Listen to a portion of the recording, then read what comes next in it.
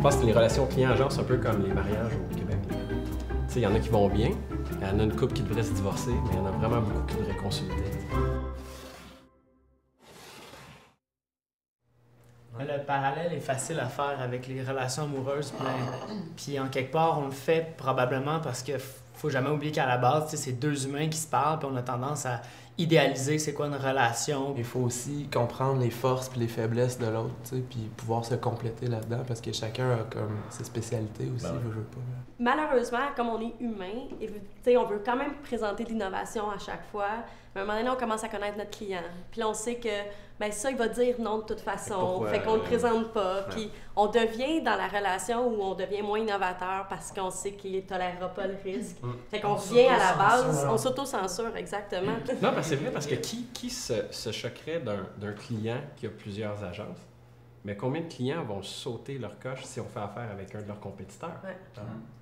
C'est juste accepté. Bien, ça dépend aussi comment tu le vois, parce que souvent, quand tu as, par exemple, un client dans le même secteur d'activité, c'est clair que l'autre client, ton client va dire il va capoter là, parce que tu as un compétiteur à qui tu fais de la job. Mais quand tu en as 3, 4 dans le même, tu es l'expert. Tu es le super expert de ce domaine-là, on te veut. Fait que, ça marche d'autre côté également. Fait que je pense que aussi l'agence, on a comme le rôle de... On dit que les CMO deviennent proches des CTO. Mais là, tu sais, le CTO, lui, il a son agence plus technique, web. Là, t'as le CMO qui avait son agence de planif, création. Puis là, comment tu essaies de merger tout ça? Tu sais, j'ai l'impression qu'il y a beaucoup de pièces de puzzle qui bougent, puis on n'a pas réussi à comme cristalliser tout ça au milieu. Ouais. La pub, justement, on dirait que parce que les gens pensent que c'est une business d'idées, même idée, ça peut venir de n'importe où. Donc, je pense que c'est ça qui joue un peu dans la perception de peut-être que c'est pas autant... C'est parce qu'il y a moins de tangible. Les clients veulent qu'on soit intelligent. Mais quand on est super intelligent, c'est pas rentable pour nous. Non, exactement. Parce que, puis c'est vrai, puis je me suis mis à y penser, puis c'est vrai que les moves que les clients veulent qu'on fasse, tu sais, qui sont les quick wins pas chers, ben ils vont nous dire, ben t'as travaillé tant d'heures dessus, je vais te payer tant d'heures. Ouais, mais je viens de te faire sauver tant de dizaines ou centaines de c'est ça, parce que, en fait, je peux avoir la meilleure idée du monde sur une napkin, mais pour la backer, pour que tu me payes, il faut que je te dise que j'ai passé 2 semaines dessus. Mais je peux aussi passer 2 semaines puis pas avoir d'idée. Tu sais, il y a comme cet équilibre-là ça revient à dire que c'est l'output qu'on paye. Mais une idée, c'est beaucoup dans l'inconscient, c'est des trucs qu'on passe du temps à lire, c'est des choses qu'on a vues X, Y, fait que peut-être que justement des fois, tu sais, si on veut amener plus de créativité puis peut-être pousser un peu plus, on pourrait peut-être la démontrer, cette démarche-là, par où qu'on est passé, plus en détail.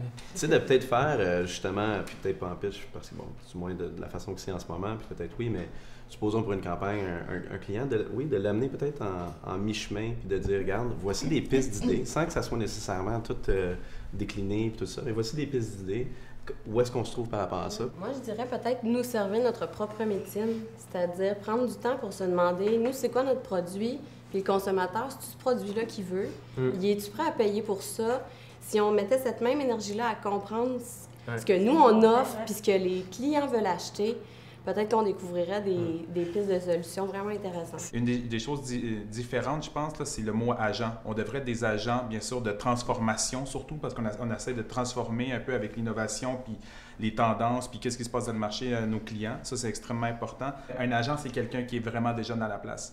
Fait que je pense que c'est ça aussi qu'il va falloir qu'on trouve des moyens de rentrer dans ce rôle-là le plus possible. Une des solutions pour régler un peu l'incompréhension d'une part comme d'une autre, c'est de simplement passer du temps, je pense, avec l'annonceur et vice-versa, puis d'aller se salir les mains, de se rouler les manches, d'aller voir de quoi ça a l'air chez l'annonceur et vice-versa. Je pense que juste ça, un peu de temps permet une meilleure compréhension. Oui, effectivement, je pense que si un truc que moi je changerais immédiatement, c'est la transparence puis le partage du risque, d'être vraiment main dans la main, puis d'être vraiment un partenaire, puis pas juste pour la beauté du mot, mais dans le vrai sens de partenaire. Puis pour moi, partenaire veut dire bidirectionnel. Puis je pense qu'on aurait tous à gagner, et mon client et moi, à le faire.